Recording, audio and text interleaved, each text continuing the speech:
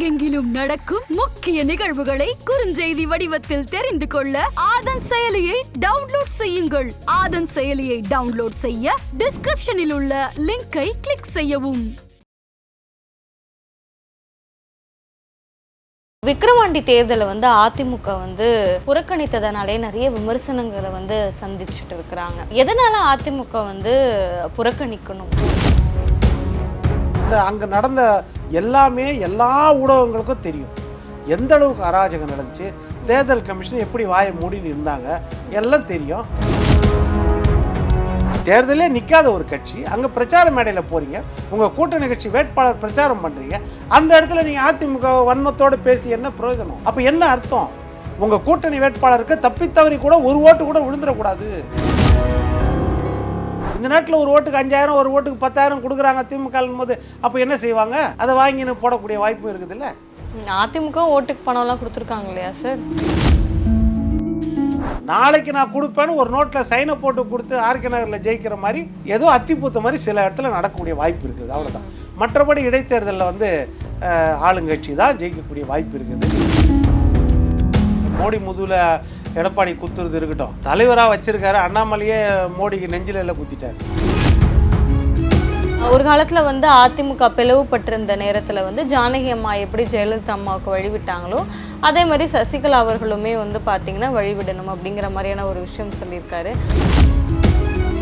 15 நாட்களுக்கு முன்னாடி தான் ஒரு மைக்கு சின்னத்தை கொடுத்தாங்க. இந்த தலைமுறைக்கு அது மைக்கானே தெரியாது, மைக்கு மாதிரியே தெரியாது. அது 60 வயசுக்கு மேலே இருக்கிறவங்களுக்கு தான் தெரியும் இது மைக்குன்னு. ஏன்னா அந்த பழைய சின்னம் அது. அந்த சின்னத்தை வச்சு இன்றைக்கு 8.22% ஓட்டு வாங்கி அங்கீகாரத்தை வாங்கிட்டாங்கல்ல 15 நாளில். அதனால் சட்டமன்ற தேர்தலுக்கு ஓட்டு வேற மாதிரி இருக்கும். அந்த தேர்தலுக்கு எடப்பாடியா நம்ம ஸ்டாலின் தான் இருக்கும். ஆதன் நியூஸ் நேயர்களுக்கு வணக்கம். முக்கிய நிகழ்வுகளை உடனுக்குடன் தெரிந்து கொள்ள ஆதன் செயலியை டவுன்லோட் செய்யுங்கள். டவுன்லோட் லிங்க் டிஸ்கிரிப்ஷனில் உள்ளது. இன்று நம்மோடு அரசியல் விமர்சகர் பொன் வில்சன் அவர்கள் இணைந்திருக்கிறார். வாருங்கள் பேசலாம். வணக்கம் சார். வணக்கம். விக்கிரவாண்டி தேர்தலை அதிமுக புறக்கணித்ததனாலே நிறைய விமர்சனங்களை சந்திச்சுட்டு இருக்கிறாங்க. எதனால அதிமுக புறக்கணிக்கணும்? ஏன்னா பார்த்தீங்கன்னா நாடாளுமன்ற தேர்தலே அதிமுக பின்தங்கி இருந்திருக்கு. ஸோ இதை இவங்களுக்கு வாய்ப்பாக பயன்படுத்தி ஒரு தேர்தலை சந்திக்கலாம் இல்லையா? ஏன் இது ஏதாவது ஒரு ரீசன் சொல்லி எதற்காக புறக்கணிக்கணும்? இடைத்தேர்தல்ன்றது தேர்தல் மாதிரி கிடையாது. அது ஆளுங்கட்சி அவங்களுடைய அராஜகம், அவங்களுடைய பணபலம், அதிகார பலம், அமைச்சர்கள் பலம் எல்லாத்தையும் காட்டுவாங்கன்றது நல்லா தெரியும். ஈரோடு கிழக்கில் பார்த்தாச்சு. ஈரோடு கிழக்க பார்த்துட்டு தான் அதிமுக இந்த முறை அதே பொது தேர்தல் இப்போ தானே சந்தித்தாங்க. 2021 தேர்தலில் தோத்தாங்கல்ல. ஈரோடு கிழக்கு தேர்தலில் தோத்தாங்க. 2021 75 இடம் ஜெயித்தாங்க. ஆனால் ஆட்சியை பிடிக்க முடியல. ஈரோடு கிழக்கு தேர்தலில் சந்தித்தாங்க. முதல் முறையாக இடைத்தேர்தலை திமுக இந்த ஸ்டாலின் அவர்கள் ஆட்சியில் சந்தித்து பார்த்தாங்க. அதற்கு முன்னாடி 2021 சட்டமன்ற தேர்தலையே நிரூபித்தாங்க. அந்த ஈரோடு கிழக்கு தொகுதியில் 8900 ஓட்டு வித்தியாசத்தில் தான் தமிழ் மாநில காங்கிரஸ் யுவராஜா தோத்தார். திமுக கூட்டணி காங்கிரஸ் வேட்பாளர்கிட்ட ஈவேரா கிட்ட. அந்த தொகுதியில் வெறும் எங்களுக்கு கிட்டத்தட்ட 8900 ஓட்டு தான் கம்மி உங்களை விட நிரூபித்தாங்களா இல்லையா? 2021 அதிமுக கூட்டணி நிரூபிச்சுட்டு ஈரோடு கிழக்கு இடைத்தேர்தலில் சந்தித்தாங்க. இடைத்தேர்தலில் நீங்கள் என்ன செய்தீங்க? 66000 ஓட்டு வித்தியாசத்தில் ஈவிகே ஜெயிச்சாருன்னு காமிச்சாச்சு. அப்போ அங்கே நடந்த எல்லாமே எல்லா ஊடகங்களுக்கும் தெரியும். எந்த அளவுக்கு அராஜகம் நடந்துச்சு, தேர்தல் கமிஷன் எப்படி வாயை மூடின்னு இருந்தாங்க, எல்லாம் தெரியும். பார்த்துட்டு இப்போ திருப்பியும் என்னது பாராளுமன்ற தேர்தலை சந்தித்தார். சந்தித்த பிறகு நடக்க போகிற ஒரு இடைத்தேர்தல், சட்டமன்ற இடைத்தேர்தல், இது திருப்பியும் அதே ஈரோடு கிழக்கு தானே ரிப்பீட் ஆகும். ஆனால் பாராளுமன்ற தேர்தலில் நிரூபித்தாரா இல்லையா? அந்த பாராளுமன்ற தேர்தலில் விழுப்புரம் தொகுதி, அந்த தொகுதிக்குள்ளே இருக்கிற 6 சட்டமன்ற தொகுதியில் 1 விக்கிரவாண்டி. இப்போ ஒரு மாதம் முன்னாடி நடந்த பாராளுமன்ற தேர்தல் தான் நிரூபித்தார். என்ன நிரூபித்தார்? அதிமுக மிகப்பெரிய சக்தி நாங்கள் நிரூபித்தாரா இல்லையா? திமுகவில் விடுதலை சிறுத்தைகளை சார்ந்த ரவிக்குமார் நிற்கிறாரு இந்தியா கூட்டணி சார்பாக. அவர் 72000 ஓட்டு. அங்கே அதிமுக பிஜேபி கிடையாது, கூட பாட்டாளி மக்கள் கட்சி கூட கிடையாது, தமிழ் மாநில காங்கிரஸ் கிடையாது, ஜான் பாண்டியன் கிடையாது, ஏசி சண்முகம் கிடையாது, பாரிவேந்தர் கிடையாது, யாரும் கிடையாது, சரத்குமார் கிடையாது, யாரும் இல்லாமல் வெறும் தேமுதிக மட்டும் கூட இருக்கிறது கேப்டன் கட்சி. அந்த தொகுதியில் 65000 ஓட்டு வாங்கினாங்க அதிமுக. எவ்வளோ வித்தியாசம்? 6800 ஓட்டு தான் வித்தியாசம். ஆனால் அதே இந்த சொல்கிற அண்ணாமலை கட்சி, பாட்டாளி மக்கள் கட்சி கூட்டணி, அந்த கூட்டணி 32000 ஓட்டு வாங்கினது. அதிமுக வாங்கினதில் பாதி ஓட்டு கூட வாங்கலை. அப்படி இருக்கும்போது நிரூபிச்சிட்டார் அங்கே. இதுக்கப்புறம் அவர் நிரூபிக்க வேண்டிய அவசியம் இல்லை.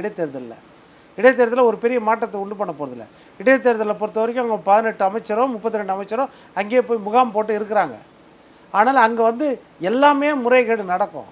அந்த ரீசனை கரெக்டாக சொன்னார். சொல்லிட்டு தான் இந்த தேர்தல் எங்களுக்கு உகந்த தேர்தல் கிடையாது, இது எங்கள் களம் கிடையாது, நாங்கள் இங்கே 65,000 ஓட்டு இப்போ தான் வாங்கியிருக்கோம் போன மாதம், இந்த மாதம் என்ன செய்வீங்கன்னா அது 25,000 ஓட்டாக காமிப்பீங்க எங்கள் ஓட்டை, தெளிவாக சொல்லி தான் நிற்கலை. அப்போ புலி பதுங்குவது பாய்வதற்குத்தான் எல்லாருக்கும் தெரியும்.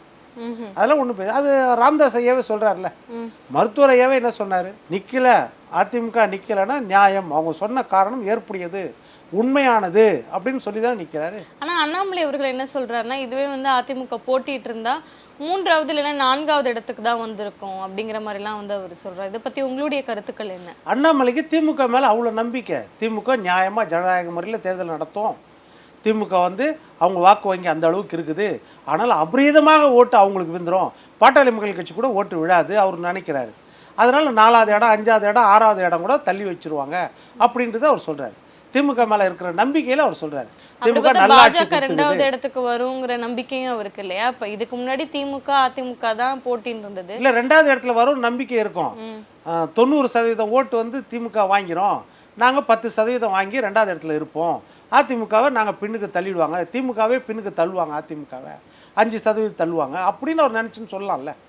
ஒரு ஆள் அப்படின்னு நினச்சி. அதனால் ஒரு தலைவர் வந்து ஒரு முதிர்ச்சி பெற்ற தலைவராக பேசணும். ஒரு மாநில தலைவராக இருக்கிறாரு, ஒரு தேசிய கட்சியின் மாநில தலைவர், பேசும்பொழுது என்ன பேசணும் ஏது பேசணும், களம் யாருக்கான களம், தன் வழி வினை வழி துணை வழி மாற்றான் வழி தெரிந்து கொள்ளல் அப்படின்னு வள்ளுவர் சொல்லியிருக்காரு. அந்த இடத்துல களத்தை தெரிந்து தான் எதிர்கட்சி வரிசையில் இருந்தாலும் தான் கூட்டணியில் இல்லைனாலும் மருத்துவர் ராமதாஸ் ஐயாவுக்கு இல்லாத அனுபவமாக அண்ணாமலைக்கு இருக்குது. மருத்துவர் ராமதாஸ் ஐயா எவ்வளோ கேட்குறாரு, அதிமுக நண்பர்கள் எங்களுக்கு ஓட்டு போடணும், அதிமுக தொண்டர்கள் எங்களுக்கு ஓட்டு போடணும் சொல்கிறாரா இல்லையா? அப்போ களத்தில் வியூகத்தை நீங்கள் பார்க்கணும். எதிரி யார், எந்த நம்மளுக்கு துணை வழி பெரிய அளவில் இல்லை, பிஜேபி வாக்கெல்லாம் பெரிய அளவில் இல்லை, அப்போது நம்ம எந்த மாற்றான் வழியை நம்ம வாங்கணும் அப்படின்னு தெரிஞ்சுட்டு தானே அவர் கேட்குறாரு. இந்த இடைத்தேர்தலுக்கு அவர் உடனே கூட்டணியில் போய் அங்கே வகிச்சில்ல. அதிமுகவில் ஒரு வியூகம் அமைக்கணும். திமுகவை எதிர்க்கணும்னா ஒரு பொது வேட்பாளராக எங்கள் வேட்பாளரை கருதுங்க, அன்புமணியை கருதுங்க, அதனால் எங்களுக்கு ஆதரவு கொடுங்கன்றார். இன்னொரு பக்கம் சீமான் எல்லா காலத்திலையும் தனியாக தான் நிற்பார். அவர் யார்கிட்டையும் காம்ப்ரமைஸ் பண்ணவே மாட்டார். இடைத்தேர்தல் தானே பொது தேர்தல். அப்பேற்பட்டவர் என்ன சொல்கிறார், ஒரு வியூகம் அமைக்கிறார் பாருங்க, திமுக பொது எதிரி, அதை அழிக்கணும் அப்படின்போது நீங்கள் எங்களுக்கு ஆதரவு கொடுங்கன்னு சொல்லி என்னன்னு சொல்லி ஆதாரத்தோடு கேட்குறாரு. நான் ஒரு நேரத்தில் அதிமுக பிரச்சாரம் பண்ணியிருக்கிறேன் ஆதரிச்சு, ஒரு நேரத்தில் தேமுதிக கேப்டனுக்காக பிரச்சாரம் பண்ணியிருக்கிறேன், அதனால் இந்த தேர்தலுக்கு எங்களுக்கு கை கொடுங்கன்றார். அப்போ அந்த உணர்வு அந்த கட்சிக்கெல்லாம் இருக்கிற வலியும் வேதனையும் உணர்வும் ஏன் நம்ம அண்ணாமலைக்கு இல்லை? தேர்தலே நிற்காத ஒரு கட்சி, அங்கே பிரச்சார மேடையில் போகிறீங்க, உங்கள் கூட்டணி கட்சி வேட்பாளர் பிரச்சாரம் பண்ணுறீங்க, அந்த இடத்துல நீங்கள் அதிமுக வன்மத்தோடு பேசி என்ன பிரயோஜனம்? அப்போ என்ன அர்த்தம்? உங்கள் கூட்டணி வேட்பாளருக்கு தப்பித்தவறி கூட ஒரு ஓட்டு கூட விழுந்துடக்கூடாது, அதிமுக ஓட்டு விழுந்து இவர் ஏதாவது ஒரு விதத்தில் முன்னணியும் வந்துடக்கூடாது, ஜெயிக்கவும் கூடாது அப்படின்ற எண்ணம் தானே உங்கள் மனசில் இருக்குது. வேறு எந்த எண்ணத்தில் பேசுகிறீங்க? தேர்தல் நடக்குது. இதே மாதிரி தான் 2019 மோடி தேர்தலுக்கும். அப்போ ஜெயிக்க வேண்டியது மோடி 10 வருஷம் கழித்து ஆட்சியை பிடிக்கணும், 3வது முறையாக ஆட்சியை பிடிக்கணும், பெரிய சவால். அந்த நேரத்தில் இதே மாதிரி தான் நீங்கள் பேசுனீங்க கூட்டணி கட்சியை பற்றி. அப்போது எந்த வியூகத்தில் அவர் பேசுகிறாரு அப்படின்றது. ஏன்னா ஓட்டு பாட்டாளி இன்னும் 2-3 நாளில் விழணும் ஓட்டு. அந்த ஓட்டு விழுந்த பிறகு நீங்கள் எது வேணால் பேசிக்கோங்க. அந்த ஓட்டு காரியம் பெருசா வீரியம் பெருசான்னு பார்க்கும்போது நம்மளுக்கு காரியம்தான் பெருசுன்ற எண்ணம் வந்து அந்த வேட்பாளருக்கு தெரியுது. அந்த வேட்பாளர் அந்த மேடையில் உட்காந்துருக்காரு, அவருக்கு விழுற ஓட்டை நீங்கள் குறைச்சி பேசுகிறீங்கன்னா அவருக்கு எவ்வளோ வலியும் வேதனையும் இருக்கும். அந்த பிரச்சாரம் கஷ்டம் அவருக்கு தான் தெரியும், அவங்க தலைவருக்கு தான் தெரியும். அப்போ அந்த இடத்துல நீங்கள் வந்து மாற்றி பேசுனீங்கன்னா ஓட்டு விட எந்த எண்ணத்தோடு அப்போ நீங்கள் பேசுகிறீங்க? அப்பனா அந்த அதிமுக ஓட்டுக்கள்ல யாருக்கு போகும் நீங்க நினைக்கிறீங்க? போகிறது அது வேற விஷயம், விரும்புறது யாரு அப்படின்றத நம்ம முக்கியம். அதிமுக ஓட்டு வந்து யாருக்கும் போவாது அப்படின்றத ஒரு எண்ணம். ஏன்னா புறக்கணிச்சாச்சு, இந்த தேர்தலை புறக்கணிக்கிறோம் சொல்லிட்டாரு நம்ம எடப்பாடியார். சரி, அந்த ஓட்டு யாருக்கு போகும் அப்படின்னு நீங்க கேட்குறீங்க. சில ஓட்டுகள் எப்படின்னா நோட்டாக்கு போகலாம். இப்போ நிறைய ஓட்டுகள் புறக்கணிக்கப்படலாம். இப்போ நான் ரெட்டலைக்கு போடணும்னு நினைக்கிறேன், என் கட்சி நிற்கலை, நான் என் வேலையை பார்க்க போயிட்டாலும் போயிடுவேன் சில நேரம். இப்படி இருக்கும். ஓரளவுக்கு இப்போ கல்வி அறிவு ஓரளவுக்கு இருக்கிறவங்க ஓட்டு போடணும், அது ஒரு ஜனநாயக கடமை அப்படின்னு ரொம்ப நினைக்கிறவங்க வந்து 29 சுயேட்சை இருக்கிறாங்க அங்கே. அதில் யாருனாலும் என்னுடைய இனத்தை சேர்ந்தவர், என்னுடைய மொழியை சேர்ந்தவர், அங்கே நல்லது செய்கிறவங்க இருப்பாங்க, அவங்களுக்கு நான் போட்டிருக்கலாம். ஒருவேளை நான் ரெட்டல் போடலைன்னா யாருக்கும் போட தேவையில்லை அப்படின்னு என் தலைவர் புறக்கணிக்க சொல்லிக்கிறார், புறக்கணிச்சிருக்கலாம். இப்போ இதெல்லாம் இந்த மாதிரி நடக்கும். இதை மீறி சில ஓட்டுகள் என்ன ஆகும்னா, ஒரு பாமர அதிமுக அனுதாபிகள் ஓட்டு இருக்கும், கட்சிக்காரங்க ஓட்டு இருக்கிறத விட அனுதாபிகள் ஓட்டு இருக்கும். அந்த பரவலான ஓட்டுகள் அவங்க வறுமையில் இருப்பாங்க. இந்த நாட்டில் ஒரு ஓட்டுக்கு 5000 ஒரு ஓட்டுக்கு 10,000 கொடுக்குறாங்க திமுக போது, அப்போ என்ன செய்வாங்க? அதை வாங்கின்னு போடக்கூடிய வாய்ப்பு இருக்குது இல்லை? அதிமுக ஓட்டுக்கு பணம்லாம் கொடுத்துருக்காங்க இல்லையா சார்?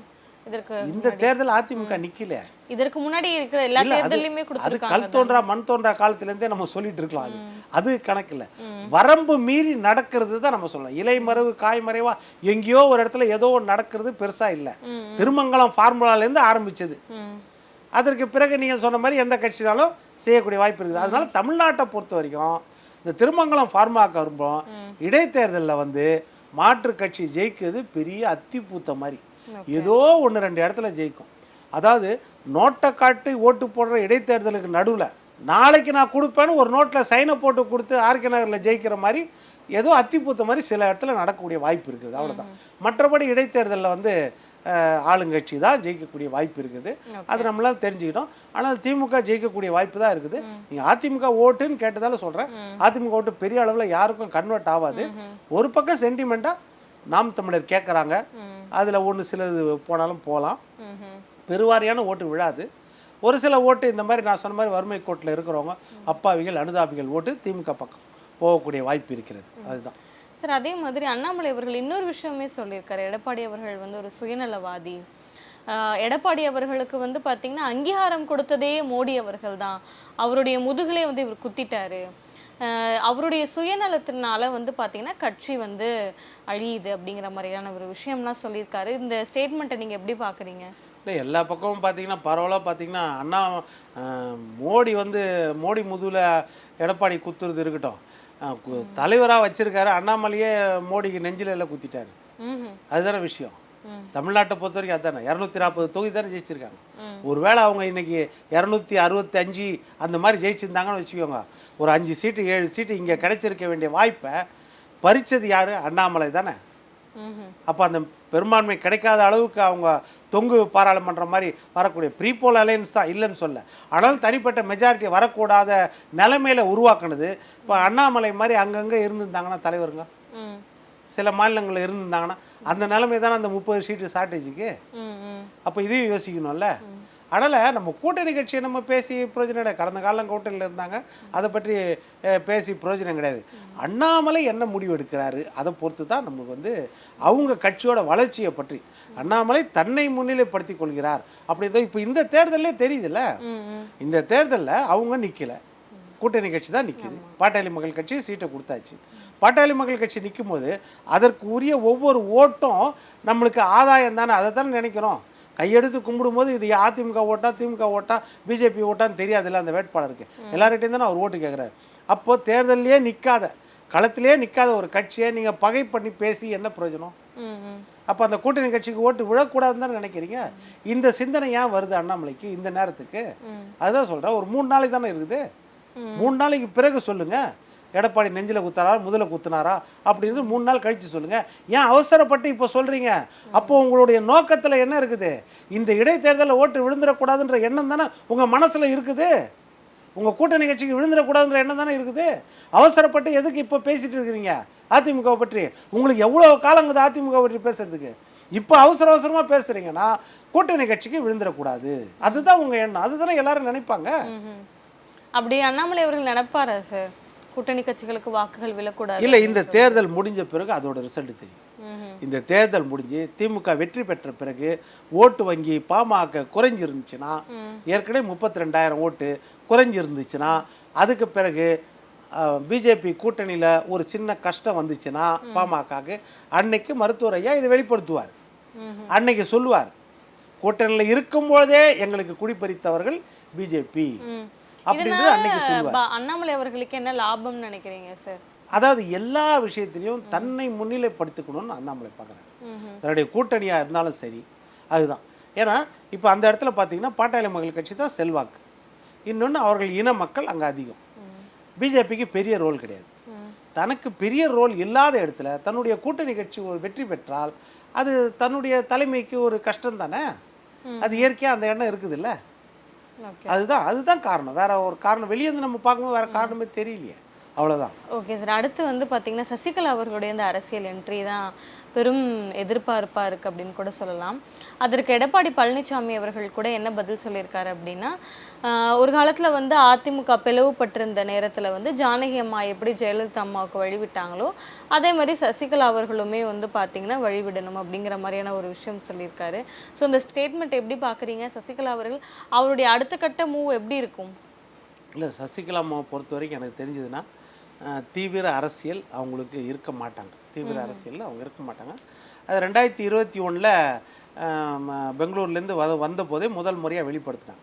2021 தேர்தலே அவங்க கொடுத்த அறிக்கை, அந்த தேர்தலுக்கு முன்னாடி கொடுத்த அறிக்கை வந்து நான் அரசியல்லேருந்து இப்போ ஒதுங்கிக்கிறேன் அப்படின்றது.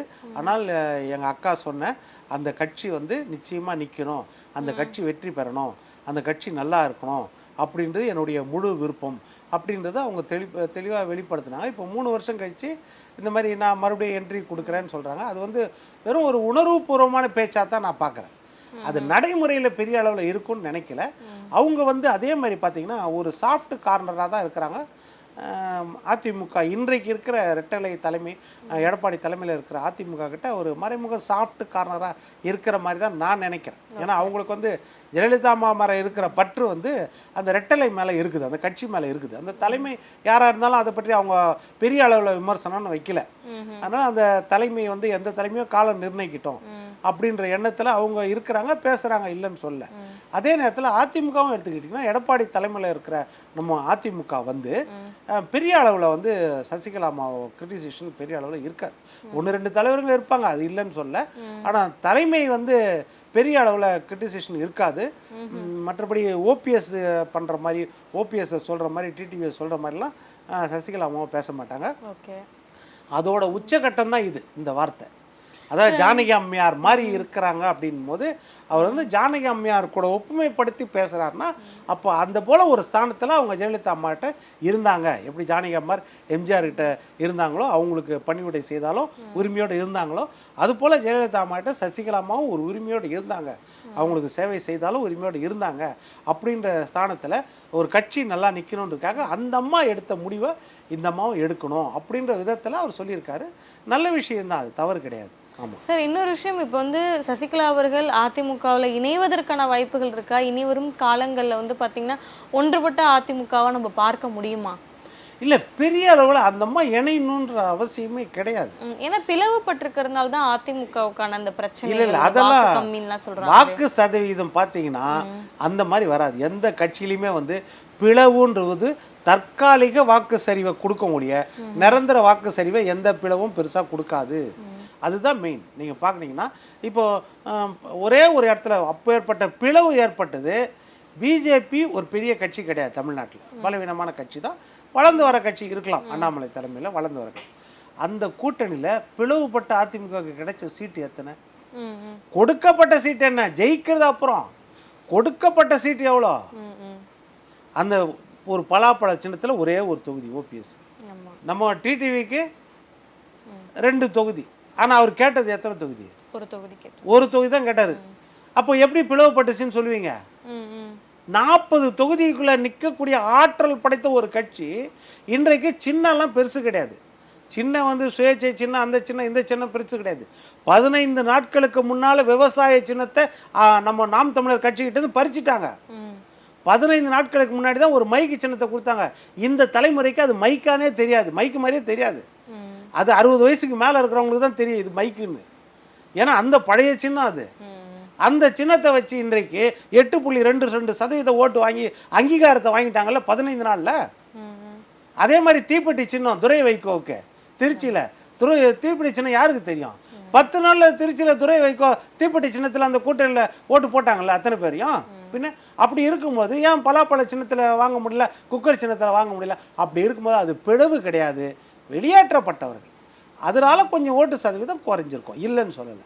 ஆனால் அது வந்து டெம்பரரி, தற்காலிக சரிவு தான். அதனால் மீண்டும் இணையணும் அப்படின்றதுலாம் கிடையாது. கட்சி பிரிஞ்சு சின்னம் முடக்கப்பட்டிருந்தால் நீங்கள் சொல்லுது நியாயம். கட்சி பிரிஞ்சிச்சு, சின்னமும் முடக்கியாச்சு, கட்சியும் முடக்கியாச்சு, அப்போ ஒன்றா சேரணும்னா அப்போ ஓபிஎஸும் இபிஎஸும் ஒன்றா சேர்ந்தாங்க. அப்போ நீங்கள் சொன்னி அப்போது முடக்கப்பட்ட சின்னத்தை மீட்டெடுத்தார்கள். அது நீங்கள் சொல்கிறது கரெக்ட். 2017 தேர்தலில் நம்ம ஆர்கே நகர் தொகுதியில் சின்னம் முடக்கப்பட்டது, 2 பேருக்கும் இண்டிவிஜுவல் சின்னம் கொடுத்தாங்க. அதே மாதிரி தான் 89லேயும் சரி, சின்னம் முடக்கப்பட்டது, புறா சின்னம், சேவல் சின்னம் கொடுக்கப்பட்டது. அதனால் அந்த நேரத்தில் இணையிறதுக்கு வாய்ப்பு இருந்துச்சு. இது இணைப்பு கிடையாது. அதை நிலைமையை தெரிஞ்சு நீங்கள் இணக்கமாக போகணும் அப்படின்றது தான். நிலைமை தெரிஞ்சு நீங்கள் டிடிவி தினகரன் தனி கட்சி ஆரம்பிச்சிட்டாரு, அவர் தனி கட்சி, காலத்தால் மாற்றம் ஏற்படலாம், கூட்டணி வைக்கக்கூட வாய்ப்பு கூட ஏற்படலாம் அதிமுக கூட, அது வேற விஷயம். சசிகலா அம்மா வந்து ஒரு தலைமையில் இருந்துட்டாங்க. அவங்க ஒரு தாய் உள்ளத்தோடு இருந்து மற்றவர்களாக தன்னுடைய பிள்ளைகளாக பார்த்தாங்க. அவங்க இணைய வேண்டிய அவசியம் கிடையாது. இணைஞ்சு என்ன பதவி வாங்க போகிறாங்க? அவங்க வந்து ஒரு தலைமைத்துவம், அவ்வளோதான். அவங்க வந்து அந்த லெவலில் இருந்து பழகிப்பட்டாங்க. அவங்க ஆதரவு தெரிவித்தாலே போதும், அவ்வளோதான். அந்த ஒன்று தான். அவங்க இனிமேல் நான் பதவி வாங்கி என்ன செய்ய போகிறாங்க? ஒன்றும் கிடையாது. அவங்க அந்த ஸ்தானத்தில் கடந்துட்டாங்க அப்படின்னு தான் நான் நினைக்கிறேன். அதனால் அவங்க ஆதரவு தெரிவித்தா போதும். இருக்கிற சிக்கல் ஓபிஎஸ் மட்டும்தான். ஓபிஎஸ் தன்னுடைய நிலைமையை தெரிஞ்சுக்கணும், அவ்வளோதான். தன்னுடைய நிலைமை என்ன கட்சிக்குள்ளே அப்படின்றது ஓபிஎஸ்க்கு தன்னுடைய நிலைமை என்னன்னு அவர் தெரிஞ்சுக்கணும், அவர் புரிஞ்சிக்கணும், அவ்வளோதான். அவரை மற்றவங்க வந்து ஊக்குவிச்சு மற்றவங்க தூண்டி விட்டு மீண்டும் மீண்டும் குழப்பத்தை ஏற்படுத்தியிருந்தால் அது வேஸ்ட்டு தான். அது இனி வரும் காலங்களில் அதிமுகவின் எதிர்காலம் எப்படி இருக்கும்னு நினைக்கிறீங்க? நிறைய பேர் சொல்கிற விஷயம் என்னன்னா, அதிமுக கொஞ்சம் கொஞ்சமாக அழிஞ்சிட்டு வருது அப்படிங்கிற மாதிரியான ஒரு பேச்சுக்கள்லாம் அடிக்கடி கேட்க வேண்டியதாக இருக்குது. ஸோ அவங்களோட எதிர்காலம் எப்படி இருக்கும்? இல்லை, இந்த இடம் வாக்கு சதவீதம் பார்த்தீங்கனாலே அதிமுகவுடைய வாக்கு சதவீதம் அதுதான். 2 விஷயம் அதான் நான் சொன்னேன். இன்னொன்று எடப்பாடி தொகுதி சேலத்தில் வந்து இப்போ பாராளுமன்ற தேர்தலில் எடப்பாடி சட்டமன்ற தொகுதியில் வந்து 45,000 ஓட்டு அதிமுக அதிகம் திமுகவை விட. சேலம் தொகுதியில் யார் செல்வ கணபதி நின்றார் நினைக்கிறேன். அப்படி இருக்கும்பொழுதும் லட்சக்கணக்கான ஓட்டு வித்தியாசத்தில் அவர் ஜெயிக்கிறார். ஜெயித்த பிறகும் அந்த தொகுதியில் பார்த்தீங்கன்னா 45,000 தொகுதி சட்டமன்ற தொகுதியில் 45,000 ஓட்டு வித்தியாசத்தில் அதிமுக முன்னணியில் இருந்துச்சு. அப்போ இந்த மாதிரி இருக்குது. இன்னொரு பக்கம் நீங்கள் பார்த்தீங்கன்னா அதிமுக கூட்டணியை பொறுத்த வரைக்கும் நம்ம அரித்மேட்டிக்காக பார்த்தீங்கன்னா அந்த கூட்டணியிலேருந்து வெளியே போனவங்க பாமக வெளியே போயிடுச்சு 5.36%. 2019 பிஜேபி 3.64%, தமாக 0.51%, ஜான் பாண்டியன், ஏசி சண்முகம், தேவநாயகம், சரத்குமார் எல்லாம் 0.9%. மொத்தம் 10.10% வெளியே போயிடுச்சு. Plus OPS plus TTV Dhinakaran 5% ஓட்டு வாங்கினார். அதே மாதிரி ஓபிஎஸ் ஒரு 5% வச்சுக்குவாங்க அவங்க அனுமானத்தின் பிரகாரம். மொத்தம் கணக்கு போட்டிங்கன்னா 15% வெளியே போயிடுச்சு. வாங்கினது 30% 2019. அதிமுக கூட்டணி வாங்கின ஓட்டு 30% 2019. அதுலேருந்து வெளியே போனவங்க 15% வெளியே போயிடுச்சு. அப்போது ஒரு 15% தான் அதிமுக வாங்கியிருக்கணும் நியாயப்பிரகாரம் பார்த்தா. இந்த முறை அந்த கூட்டணி வாங்கியிருக்கிறது 23%. அதிமுகவும் தேமுதிகவும் சேர்ந்து வாங்கியிருக்க வேண்டியது 15% தான். அதிகபட்சம் பார்த்தீங்கன்னா வெளியேறினவங்களெல்லாம் கழிச்சிட்டா அரித்மேட்டிக்கா. அப்போது 15% தான் அவங்க வாங்கியிருக்கணும். 23% வாங்கியிருக்காங்க. கிட்டத்தட்ட 8% கூட வாங்கியிருக்கிறது அந்த கூட்டணி.